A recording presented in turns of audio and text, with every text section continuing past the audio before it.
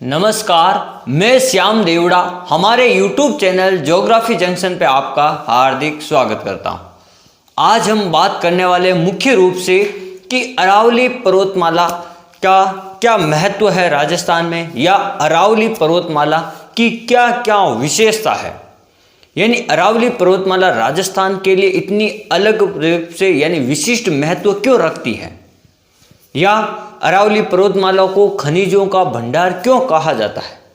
राजस्थान में जो खनिज हैं सबसे ज़्यादा, जो भंडार की दृष्टि से अपन बात करते हैं, राजस्थान को खनिजों का अजायब घर कहते हैं, तो अरावली की वजह से राजस्थान में सबसे ज़्यादा खनिज पाए जाते हैं।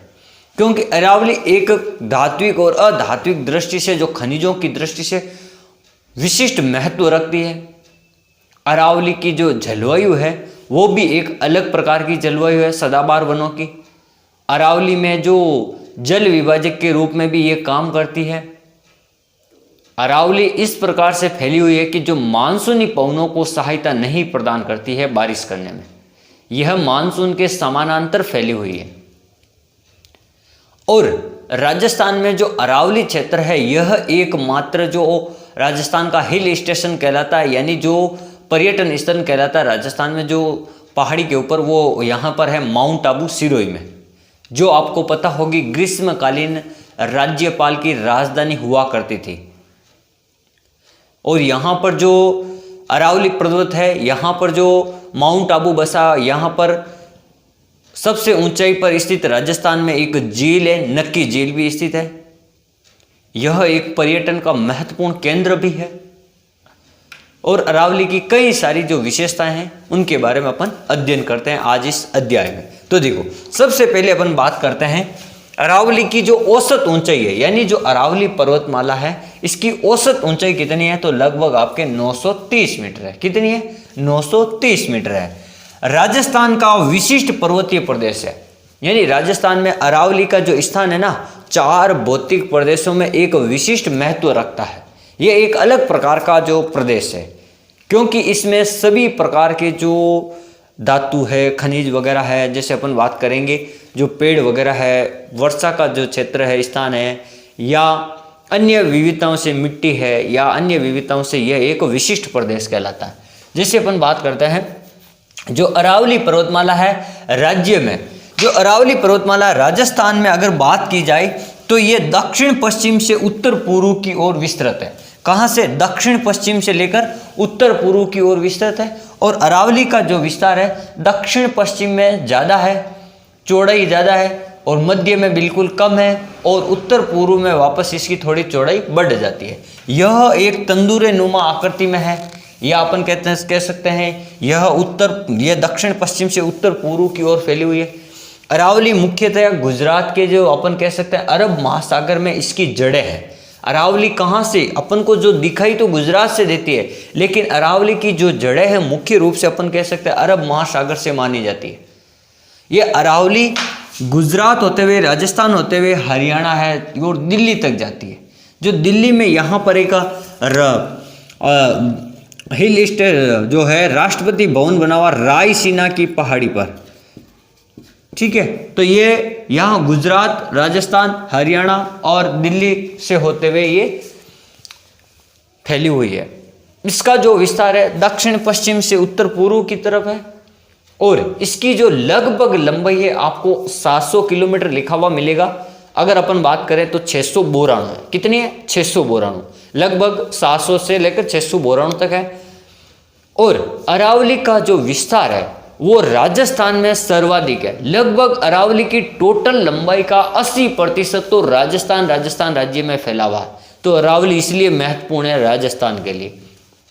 लगभग अरावली की 692 में से 550 किलोमीटर की जो लंबाई है राजस्थान में पाई जाती है। यानी राजस्थान में विस्तृत कितनी है? ये जो लंबाई आपको दिख रही है, ये लगभग 550 किलोमीटर फैली हुई है। यानी टोटल लंबाई का 80% राजस्थान में फैली हुई है अरावली। तो ये कितनी महत्वपूर्ण है, देखो इसका। अब देखो, यह एक प्राचीनतम मोड़दार पर्वत है। प्राचीनतम का मतलब है इस अरावली का जो निर्माण है, जो पर्वतों के निर्माण युग में सबसे पहले हुआ था, लगभग ऐसा माना जाता है कि प्री कैम्ब्रियन काल में इसका निर्माण हुआ था। क्योंकि जो पर्वतों के निर्माण के काल है वो एक क्रम से है, तो इसका निर्माण है जो प्री कैम्ब्रियम काल में होने के कारण इसको क्या कहते हैं, प्राचीनतम अपन कह सकते हैं मोड़दार पर्वत, यानी यह मुड़ी हुई है, वलित हुई है। और इसको अपन एक और विशेषता बता देते हैं, यह एक अवशिष्ट पर्वत है। क्या है, यह एक अवशिष्ट पर्वत के रूप में, मोड़दार व अवशिष्ट, यानी पहले ये बड़ा पर्वत था, लेकिन अब बाह्य कारणों से, बाह्य जो बल होता है जैसे पवन है, हिम है, वर्षा है, इनके कारण क्या हुआ, धीरे धीरे या पवनों के द्वारा ऊपर से ये अरावली घिस गया, ये अरावली पर्वत श्रृंखला घिस गई है, यानी धीरे धीरे ऊपर से इसकी क्षति हो गई है। तो ये अब एक अवशिष्ट के रूप में बचा हुआ है, इसलिए इसको अपन क्या कहते हैं, अवशिष्ट पर्वत श्रेणी के रूप में इसको माना जाता है। जैसे देखो राजस्थान में अगर मुख्य रूप से जिलों की बात की जाए तो देखो सिरोही, यानी यहाँ सिरोही से शुरू होती है, सिरोही, फिर उदयपुर, फिर राजसमंद, फिर आपका अजमेर, फिर आपका जयपुर, फिर आपका अलवर, फिर आपका दौसा, ये मुख्य रूप से ये जिले फैले हुए हैं, मुख्य रूप से इन जिलों में है। तथा इसका जो विस्तार है, कुछ सीमावर्ती जो जिले हैं जिनका कुछ कुछ हिस्से इससे लगते हैं। जैसे बात करते हैं सीकर में आपको पता है खंडेला की पहाड़ियाँ, रेवासा का मंदिर, झुंझुनू यानी जो तोरावटी या जो क्षेत्र है, पहाड़ी क्षेत्र, फिर डूंगरपुर, बांसवाड़ा, चित्तौड़गढ़, भीलवाड़ा, इनमें जो फैली हुई है, जैसे ये किले वगैरह जो पहाड़ी स्तरों पर बने, तो इनमें जो विभिन्न रूप से अलग अलग प्रकार में टूटी फूटी रूप में फैली हुई माना जाता है, ऐसा माना जाता है। तो ये जिले भी क्या आते हैं, अरावली क्षेत्र के कुछ हिस्सों में आते हैं। अरावली इन जिलों में भी कुछ हिस्सों में फैली हुई है, तो ये अपन कह सकते हैं। फिर अपन बात करते हैं आज अरावली की जो प्राकृतिक स्वरूप है। अरावली को अपन मुख्य रूप से 3 भागों में बांट सकते हैं। जैसे अपन बांट सकते हैं, ये वाला क्षेत्र मान लिया आपने उत्तरी अरावली, ये वाला आपने मान लिया मध्य अरावली, और ये मान लिया आपने दक्षिण अरावली। अपन अरावली को मुख्य रूप से 3 वर्गों में बांट सकते हैं। अब अपन इन तीनों की अलग अलग रूप से फिर विशेषता भी बताएंगे, लेकिन देखो ये जो दक्षिण अरावली है इसका मुख्य विस्तार है सिरोही, उदयपुर और राजसमंद। देखो ये सिरोही है, ये उदयपुर है और ये राजसमंद। इसका जो मुख्य विस्तार है 3 जिलों में, सिरोही, उदयपुर और राजसमंद। और जो ये मध्य अरावली है, इस मध्य अरावली का जो विस्तार है मुख्य रूप से अजमेर में। कहाँ पर है, अजमेर में। और जो दक्षिणी अरावली है इसका मुख्य रूप से विस्तार है जयपुर और अलवर में। कहाँ पर है, जयपुर और अलवर में मुख्य रूप से विस्तार है, दौसा वगैरह। तो ये हो गए अरावली के कुछ जिले जो विस्तार है मुख्य रूप से। जिससे अपन बात करते हैं अरावली की कुल लंबाई, यहाँ से लेकर यहाँ तक अरावली टोटल कितनी लंबाई फैली हुई है। अरावली की कुल लंबाई की अगर बात की जाए तो कुल लंबाई में यहाँ लिख देता हूँ 692 ये किलोमीटर में, ठीक है। ये गुजरात से शुरू होकर ये दिल्ली तक जाएगी, तो ये गुजरात से शुरू होकर दिल्ली तक जाती है अरावली की कुछ लंबाई। देखो ये यहाँ पर 692 से लेकर लगभग 550-80 किलोमीटर है। फिर अपन बात करेंगे भूगर्भिक संरचना में। भूगर्भिक संरचना की दृष्टि से ये प्री कैम्ब्रियन सेल है, यानी अपन मैंने बताया था ये जो अरावली प्राचीनतम वलित पर्वत है यानी अवशिष्ट, तो ये प्री कैम्ब्रियन काल की जो सेल होती है, जो चट्टानें होती हैं, उस समय का इनका निर्माण माना जाता है। इन्हें अपन देहली करम की चट्टानें, इसे अपन क्या कहते हैं, देहली करम की चट्टानें या अरावली करम की चट्टानें, यानी अरावली के पास में देहली करम है जो चट्टानें फैली हुई है, इसके समानांतर अरावली के यहाँ पर ये इस प्रकार से विद्यन करम की चट्टानें, अलग अलग प्रकार की ऐसे शैलियाँ फैली हुई है भारत में। तो यह है अरावली के समांतर यहाँ पर थोड़ी सी है जो देहली करम की चट्टानें भी फैली हुई है। जैसे देखो अब अपन बात करते हैं यहाँ जो देहली करम की मुख्य शैलें हैं वो कार्बोनेट ऑर्थो क्वार्टर प्रकार की चट्टानों से इनका निर्माण हुआ है मुख्य रूप से। फिर अपन बात करते हैं ये जो मुख्य शैल है ये अलवर करम में अगर है, अलवर जिले में, तो वहां आपको क्वार्टर्ज व शिष्ट प्रधान चट्टानें मिलेगी। किस प्रकार की, क्वार्टर्ज व शिष्ट प्रकार की चट्टानें आपको देखने को मिलेगी। और देहली संरचना के समानांतर है ये गोगुंदा के, ये कहाँ पर है, यहाँ से देहली समानांतर के रूप में, यानी अरावली के पास में ही एक देहली पर्वतमाला के रूप में समांतर रूप से फैली हुई है। यह जो अरावली पर्वतमाला है गोगुंदा के पास में दक्षिण में यह पंखाकार रूप में हो गई। देखो ये इस प्रकार से फैल गई है क्योंकि यहाँ सर्वाधिक चौड़ा स्थान है, तो ये आपको ऐसे लग रहा होगा पंख के जैसा फैला हुआ है इसका।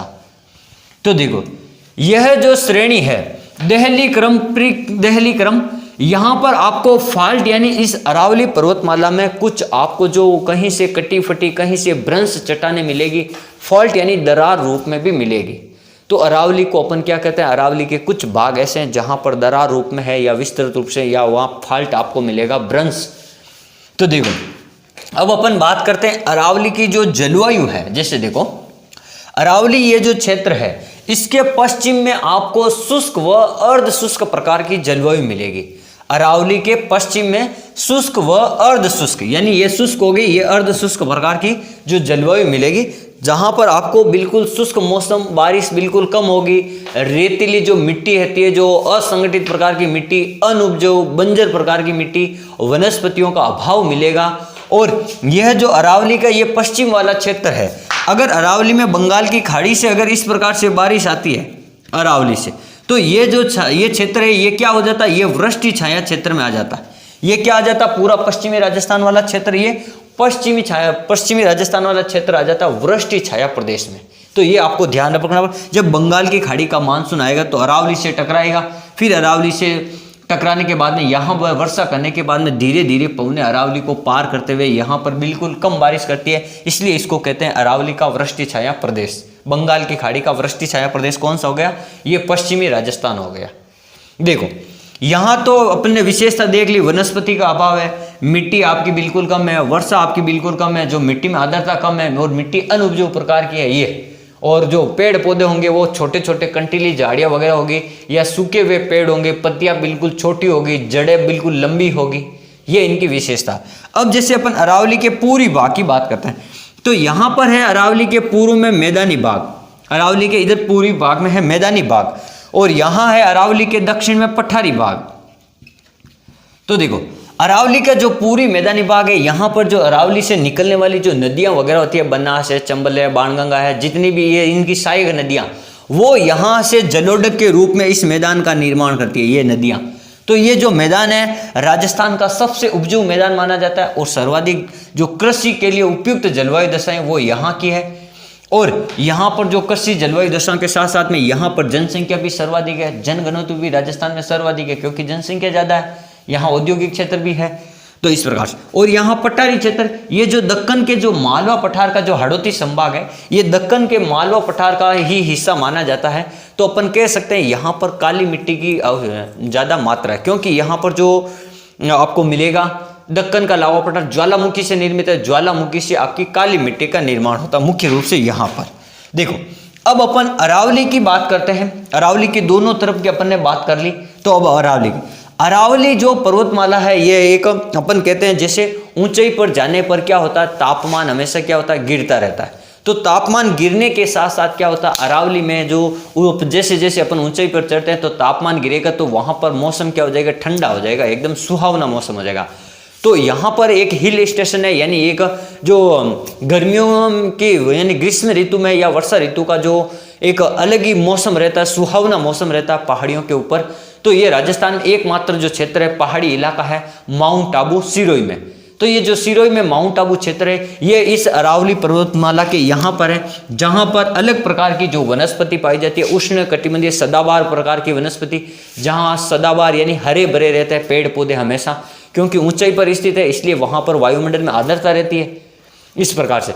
और ये जो सिरोही है माउंट आबू राजस्थान में सर्वाधिक वर्षा वाला स्थान है। स्थान पूछे तब सिरोही जो माउंट आबू है, जिला नहीं, मैं स्थान की बात कर रहा हूँ। राजस्थान में सर्वाधिक वर्षा कौन से स्थान पे होती है, तो यह माउंट आबू पे होती है, यहाँ पहाड़ी स्टेशन में लगभग 150 सेंटीमीटर के आसपास, क्योंकि वो जो वन वगैरह ज़्यादा है और पहाड़ी क्षेत्र है तो यहाँ पर बादलों से ज़्यादा बारिश होती है।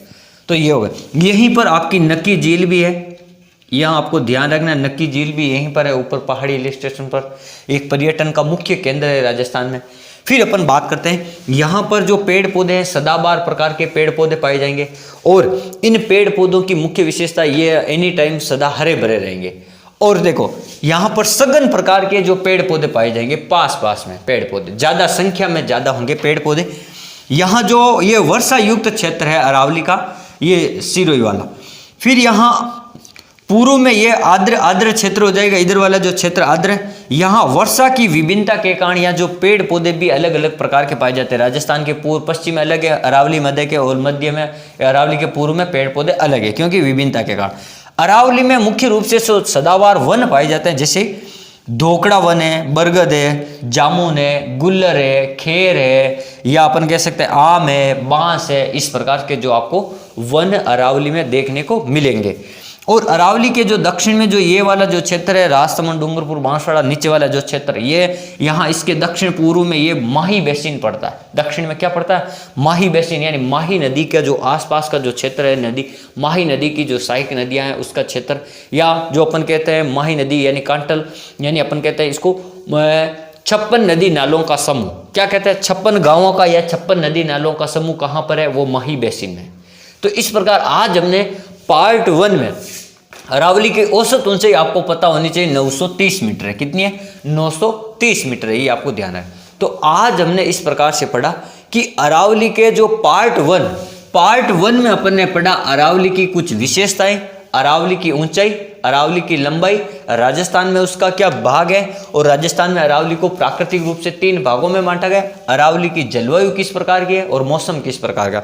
आगे अपन बात करेंगे आर्थिक ढांचा क्या है, यानी धातुएं किस प्रकार की पाई जाती है, अरावली में मिट्टी किस प्रकार की पाई जाती है, और अन्य विशेषताओं के बारे में। Thank you.